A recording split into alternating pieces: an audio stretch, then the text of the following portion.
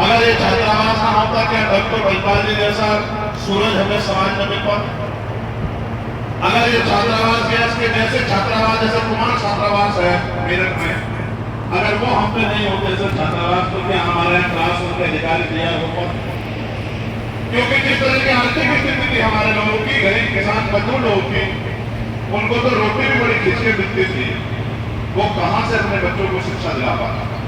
ये विचार की शक्ति है सम्मानित बंधुओं कि हमने अपने महापुरुषों के विचार को अपने सर माथे पर लगाया। और जब बाबा साहब अम्बेडकर कहते थे कि शिक्षित रहो, संगठित रहो, संघर्ष करो, हमने एक रोटी को खाई लेकिन अपने बच्चों को पढ़ाने का काम किया, उनकी रीढ़ मजबूत करने का काम किया, उनके हाथ मजबूत करने का काम किया। मैं गौरव पर क्या जाऊंगा अपने जीवन में जब देखता हूँ, मेरे पिताजी प्राइमरी स्कूल में अध्यापक थे, पढ़ाने का काम करते थे, उनका हाथ बढ़ाने के लिए मेरी माँ खेत में जाके घास काट के लाके दूध बेच के किस तरह से हमें पालने का काम करती थी, ये मेरे जीवन के सामने है। मैं किसी धोख को देगा बेटा नहीं, किसी बड़े धनवा सेठ का बेटा नहीं हूँ। मैंने सर पे घास ढोना मैं इस बात को जानता हूँ, मैंने सर पे लकड़ी ढोई है मैं इस बात को जानता हूँ, मैंने तमाम तरह की जुर्म करते इंतजार देखा है और साफ भी है। मैंने 16 महीने जेल काटी, मैंने दिल्ली में जाकर आपको याद होगा जब सरकार के इशारे में जो है वो तोड़ने का काम किया, तो वही जाके लोहा लेने का काम किया, रात में हाथ में वोट करने का काम किया और वो बना देने का काम किया आपके सामने।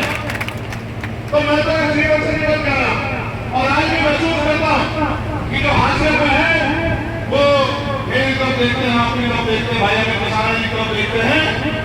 ये जो लोग हमारे आगू हमारा नेतृत्व कर रहे हैं, ये हमारा हाथ नहीं छोड़ेंगे, हमें धोखा नहीं देंगे और हमारी परेशानियों को हल करने का काम करेंगे। बहुत बड़ी जिम्मेदारी है हमारे कंधों में, ये कोई छोटी मोटी जिम्मेदारी नहीं है, ये बहुत बड़ी जिम्मेदारी है। अगर समाज की कोई नेता मानता है और उसकी एक आवाज में पहरा देता है तो उस नेता को कभी भी समाज से गद्दारी नहीं करनी चाहिए, उसके कंधों में जिम्मेदारी होती है कि अगर वो नेता गद्दारी करेगा तो आने वाले किसी दूसरे व्यक्ति का सम्मान हो।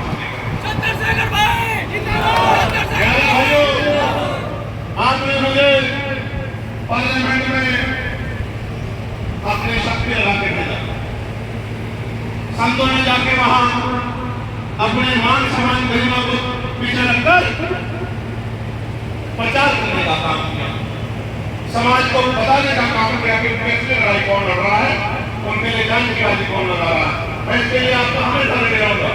आपने अपना एकदम देखा जुटा के भाई सोनी जी भी उसे जानते हैं, आपने अपनी मेहनत की कमाई से मुझे पैसा देके वहाँ जो पैसे वाले लोग लड़ रहे थे उनके बराबर में खड़ा करने का काम किया। कहिए मेरे जैसे जो व्यक्ति का इतना बड़ा एहसान कब नहीं कर सकता। आप तमाम लोगों ने, किसान कमेरों के राजनीति करने वाले लोगों ने, संतों गुरुओं ने मुझे ताकत